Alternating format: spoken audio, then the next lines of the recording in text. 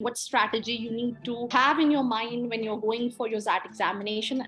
The first part of the paper, that's quant, decision making, and verbal ability, consists of 2 hours and 45 minutes. That's a lot of time to even get back into the exam if you're not able to crack 4 or 5 questions in a particular section or in a particular order.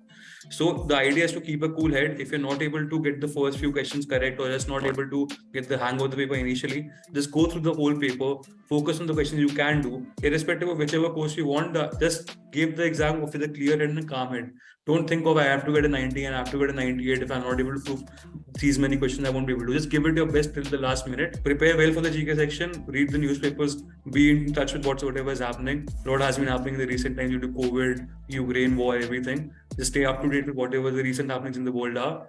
For the essay writing session, practice a couple of essays. I don't think a lot of time is left to develop that aptitude till now, but just brush up a few essays on the current topics that can be asked. It will be a 250-word essay if I'm not wrong. You have to type it out.